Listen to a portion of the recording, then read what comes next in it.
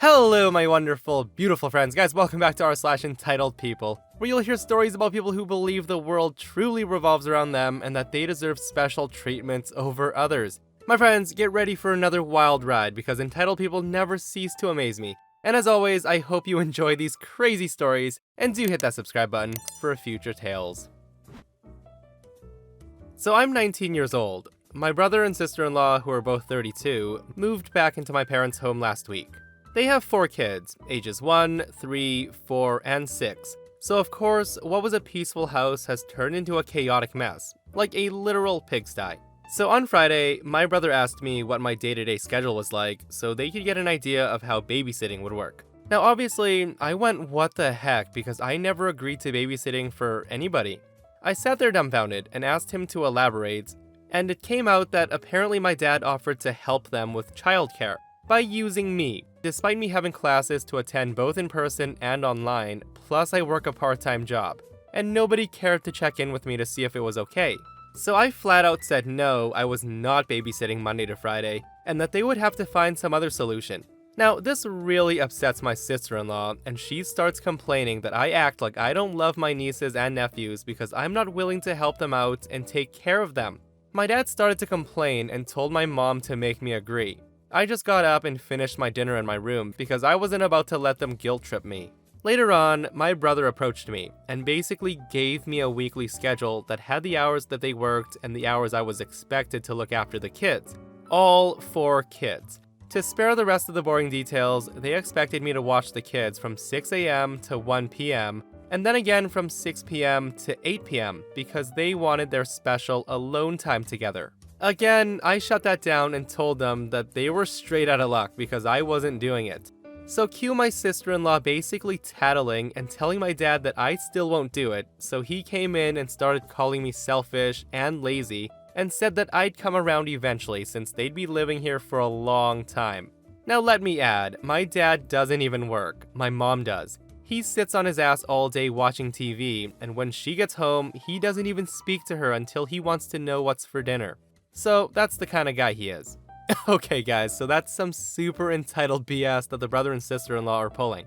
Like expecting your younger sister to watch all 4 kids for 7 hours starting from 6 a.m. to 1 p.m. and then another 2 hours while you guys have some alone time.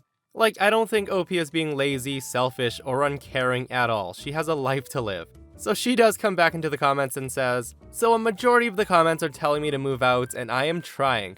I'm saving up enough money so I can be set the first few months I'm out. Hopefully I can be moved out by December, maybe sooner." Also adding that my parents do not have any of my banking info.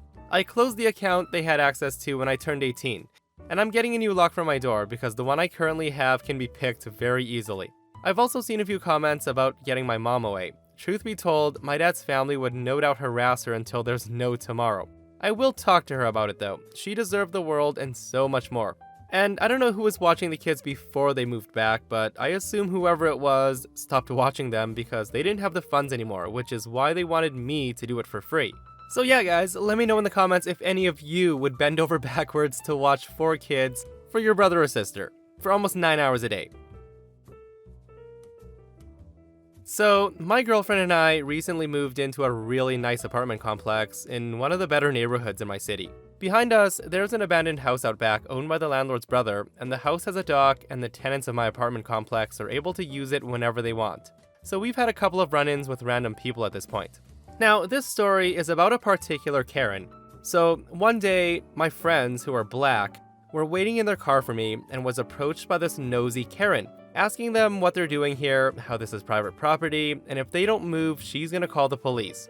Now for context, she does not live in the area, and it is private property, but more on that later. I walk outside while they're talking, and call them into my apartment without ever acknowledging her existence. Nothing else came of that, but just to preface the next bit, I felt that first encounter was important. So this happened a few months ago, and today, I ran into this woman again. So I'm driving home and see Karen and her 2 kids. I park my car and I'm walking down to the dock when she spots me and makes a beeline towards me. Karen says, "Excuse me, what are you doing here? Don't you know this is private property? You can't be here." I told her I live here. I'm in the apartments right behind me. So Karen then says, "No you don't. I know everyone who lives here, and you don't look like you belong here at all." Now I'm assuming she's talking about my race, and I say, "Okay, well I moved in 6 months ago, so I do live here, and I know for a fact that you don't live here, so may I ask what you're doing here?" So she then tells me how she knows the owner of the building, and the owner left her in charge of the area, and she has a right to be there, and again assures me that she knows that I don't live here. So I just say okay, whatever you say, and walk back to my place, and she follows me as I walk up my steps. She's following me, screaming at me saying, "Hey, why are you not getting in your car? Don't make me call the police." Now I do ignore her and go open my back door, forgetting I had locked the deadbolt to the back door. I then say, "Oh crap," and she cuts me off from walking around to the front. She then says, "Oh, having trouble breaking into that house? I'm calling the police." So at this point, I'm pretty annoyed because she's been bugging me, so I tell her to knock herself out. So she calls, and me being the annoyed petty person I am, stands there the whole time and waits patiently for police to arrive. So about half an hour later, the police show up, and she explains how I came onto a private property and tried to use her dock, and then tried breaking into someone's home. I tell the one officer that's talking to me to follow me around front so I can unlock the door and show her that I do live here. As we walk, I hear the Karen shouting about me being a thief, and she's screaming why I haven't been handcuffed already. We then walk around the front and I unlock the door. It's a straight walk from my front to back door, so I walk through and show the officer that I do in fact live here. I open the deadbolt and slowly open the door with the biggest grin on my face as the Karen just stares, going red. She then shouts at the officer that I must have done something to get in. The officer laughs her off and talks to his partner, and after a few minutes, they tell her to go back to what she was doing, as I obviously should be here. I then point out that Karen doesn't live here, and I know who the owner is. The officers then walk her back to her car. I can't hear anything obviously, so bummer there. About 10 minutes later, the cops leave, and a few minutes after, Karen zooms past and basically flips me off and screams "F you" at me. Man, people like her really need to get a life. For someone who doesn't live there, she's super nosy and entitled to call the police on someone who she thinks doesn't belong there. Like, I literally can't believe she called the cops on OP for trespassing when she's the one who should have been charged for harassment and trespassing herself. I live in Florida on an island. My home is along the water and has a dock. There's many trees and bushes which I enjoy, and from the backyard, it appears if I'm the only person on the water. I have a ton of trees in my backyard. There's nearly 100 palm trees in various stages of growth, large oak trees, and native longleaf pine trees that can live for 300 years. A lot of my trees are over 100 years old or older. Now, when I first bought my home, my neighbor visited and seemed cordial, and that was soon to change. Within a few months, he had asked when I planned to remove all the trees and vegetation so that he could have a better view of the water from his home. The island is at a higher elevation, and my home is about 40 feet above the dock. If my yard were bare, he would be able to see for miles, but others could see into my home as well. Now, I tried to be nice and told him that I do enjoy the seclusion the forest provided and had not decided to remove any trees or shrubs. In fact, the trees and seclusion is why I bought the place. I further explained that it took a very long time for the trees to grow, and if I removed it, it would be 100 years or more before they could be replaced. I told him it would endanger animals, reptiles, and birds that make a home in my yard, and I photographed them as they live their life. If I were to remove the trees and bushes, they would have no home, and there's very little habitat remaining for them. My reluctance to remove the trees made him angry, and he complained that the trees were blocking his view of the water, since I live at the point near the deepest water. I countered that the view had been blocked for over 100 years at that point, and I did not intend to make changes to my yard, and if he wanted changes, he should buy the property. He then walks off in a huff. We continue to have problems on occasion since I prefer wild yard and he prefers grass. His yard is grass with no trees. I can name all the wild plants growing in the yard which I know are edible, poison, and which insects, reptiles, animals, or birds use those plants. Everything has a purpose. So just a month ago, after 15 years with me making no changes, he mentioned again that he thought that I was going to remove some trees to clear a view to the river. I again told him no, I'm not going to cut down any trees, to which he again complained that a man's home is his castle, and he would like to have better views. and that I should have bought a home in the forest if I wanted that. Now, I was floored since my home is my castle. I repeated that nothing has changed in my yard, and hasn't in over 100 years or more, and that I in fact bought a home in a forest, this one. I then advised him again that if he wanted the property to his liking, he should have bought the property when it was for sale. I've posted no trespassing signs all over my property, and cameras are stationed at entrances with a view along the property. I know one day he'll try to cut my trees down, and I'm waiting patiently for him to try it. I'm also waiting patiently for him to try it. Cutting down 100-year-old trees are no joke, especially on someone else's property.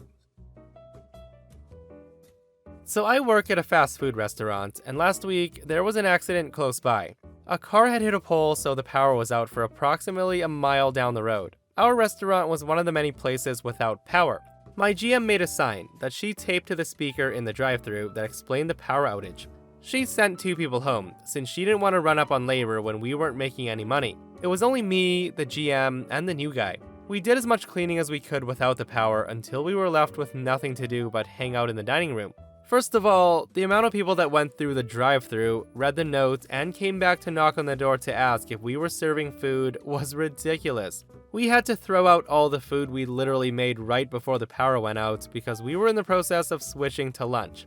Now, most people were understanding when we explained that we had nothing to serve them. When the power came back on, we still had to wait for everything to heat up before we could cook anything. I was the only one wearing a headset, so I was explaining to everybody who came through that our power had just come back on, and it would take a little longer before anything was ready to be served. Again, most people were understanding. One woman, though, was really angry, basically screaming at us for not being able to make food. So the conversation goes something like this.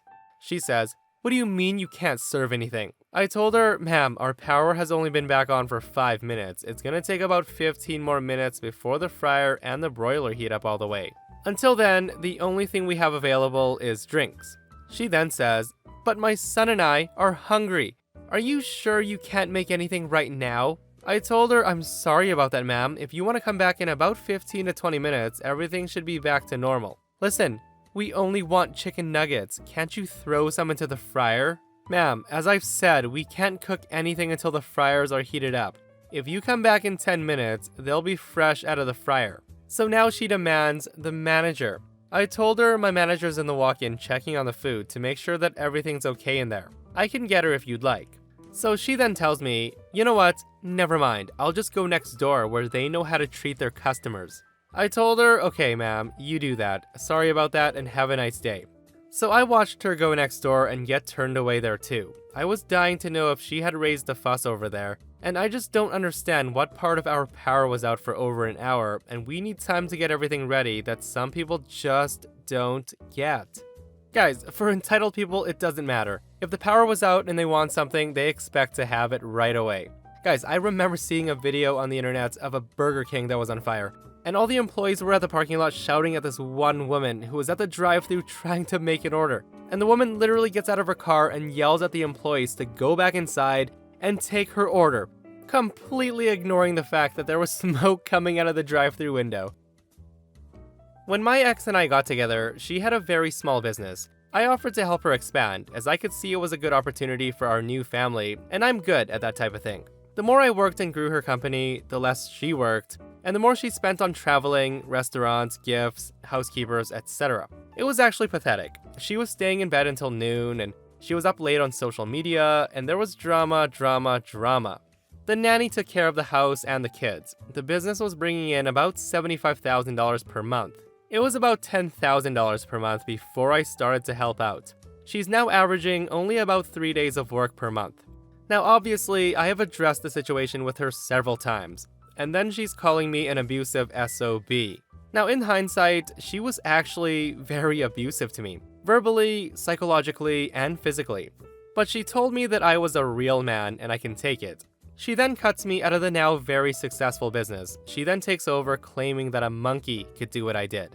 So soon after this, she files police reports, falsely accusing me of abusing her older daughter. Police and CPS are involved because of the very serious nature of the false allegations, and I have to move out. It takes about a year before I can see our younger daughter again. The court, police, and CPS are satisfied that the allegations are false, I'm allowed access. Another false allegation is made, and then another, and then another, and then another. So CPS and police investigations ensue. It was all false. I opened up my home and my entire life to them, as I had done nothing wrong and I had nothing to hide. They were allowed to access everything they wanted, anytime they wanted. Unannounced was fine too. I drove the investigation forward. So now they start looking at her, emotional abuse of the kids. I think what helped me a lot was when they asked me to take a lie detector test, and I agreed on the condition that she had to take one as well. She refused, and they never asked again. Suddenly, she wants to talk about getting back together. The reason being is that her business has suffered horribly since she took over, and she's been blacklisted from many customers. So the allegations continue. They're all false, and then CPS realizes it, and CPS seizes the kids from her. Now my daughter is with me full time, and mother can't see her without supervision. A court-imposed psych assessment reveals that she has a nasty psychological disorder, and she must get years of treatment. Oh well, too bad, so sad. I'm one of the few guys out there that gets awarded child support. But she's on welfare now in an effort to avoid paying child support. And it's probably quite the difference in lifestyle, I suspect. There's more, a lot more, even worse for her, but I can't say much without identifying people involved. And that, my friends, brings us to another end of our /Entitled People. Guys, if you enjoyed the stories today, do hit that like button. And if you missed yesterday's episode on the channel, a Karen wants OP dead for not helping her with her groceries. It's such a crazy story, so check it out if you haven't, and I'll see you guys in the next one. I love you. And Steve-O does too.